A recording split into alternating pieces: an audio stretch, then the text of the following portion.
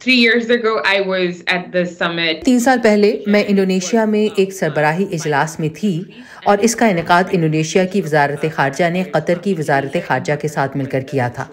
इस इजलास की क़यादत करने वाली इंडोनेशिया और कतर की खातून वज़रा थीं और उन दोनों ने अफगानिस्तान और मौजूदा हुकूमत से मुतालबा किया कि वो इस बात को यकीनी बनाएं कि वहाँ एहतसाब हो और वो स्कूल्स खोल सकें, और इस बात को यकीनी बनाने के लिए कि अफ़गान ख़वातीन का मुआशरे में एक किरदार हो, एक लाहा अमल बनाना चाहिए।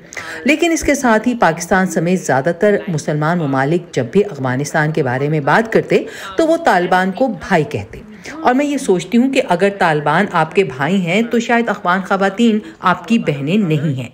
आप हमें अपनी बहनों के तौर पर नहीं देखते, क्योंकि जिन भाइयों को आप अपना भाई कह रहे हैं वो इस बात को यकीनी बना रहे हैं कि ख़वातीन, मुसलमान ख़वातीन अवामी मकामात से इस्लामी मुआशरे से मिट जाएं।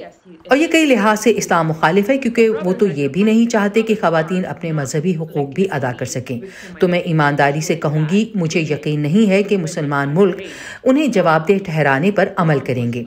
मैं ये भी समझती हूँ कि कतर और इंडोनेशिया जैसे दीगर ममालिक की तरफ से भी इस तरह की कॉन्फ्रेंसेस हुई हैं, और उनमें से बहुत सी कॉन्फ्रेंसेस में हमेशा अफगानिस्तान को भी शामिल किया गया।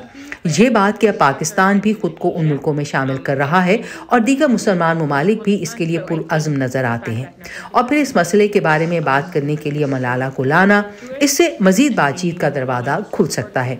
मुझे नहीं लगता कि फौरी एहतसाब होगा, मुझे नहीं लगता कि वो इस कॉन्फ्रेंस का हिस्सा बनेंगे, लेकिन ये इस बारे में ज़्यादा और मुसलसल बातचीत का रास्ता खोल सकता है। This could lead to more frequent conversations. Yeah. आपने अफगानिस्तान में ख़वातीन की तालीम पर भी काम किया है, और हमने देखा है कि जब ख़वातीन के हकूक़ या लड़कियों की तालीम की बात आती है तो मगरिब से तालिबान पर दबाव डालने की कोशिश करने को कहा जाता है और उनसे एक्सपेक्टेशन की जाती है, और ये किसी हद तक जायज़ भी है क्योंकि दहशतगर्दी की लड़ाई की सरबराही तो वो ही कर रहे हैं। लेकिन मुस्लिम ममालिक इस सिलसिले में क्या अपना किरदार अदा कर रहे हैं?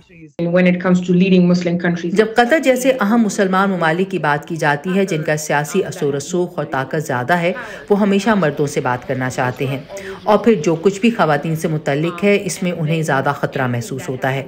लेकिन हकीकत ये है कि इस्लाम सबसे ज़्यादा इत्तदाल पसंद मज़ाहिब में से एक है।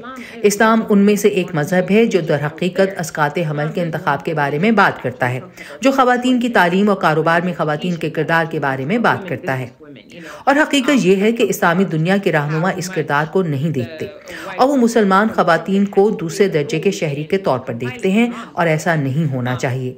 मुझे नहीं लगता कि मुझे किसी मगरबी मुल्क से जाकर अपने हकूक़ के लिए मदद मांगनी चाहिए। मुझे इस्लामी ममालिक से रुजू करना चाहिए, और मैं समझती हूँ कि मुसलमान ममालिक को अफगानिस्तान की मुसलमान ख़वातीन के लिए अपने दरवाजे खोलने की ज़रूरत है, क्योंकि अफगानिस्तान की ख़वातीन ही हैं जो इस वक्त इस्लाम मुखालिफ क़ुव्वतों के ख़िलाफ़ अफ़गान औरतों पर इस्लाम के नाम पर ज़बरदस्ती नाफिज किए जाने वाले झूठे क़वानीन के ख़िलाफ़ लड़ाई में पहली ढाल है। कोई भी मुसलमान कौम जिसका ज़मीर हो वो अफ़गान ख़वातीन के लिए खड़ी होगी और इस्लामी हकूक़ के लिए आवाज़ बुलंद करेगी। I think any Muslim nation that has a conscience will stand up for Afghan women and will stand up for their Islamic rights. Yeah.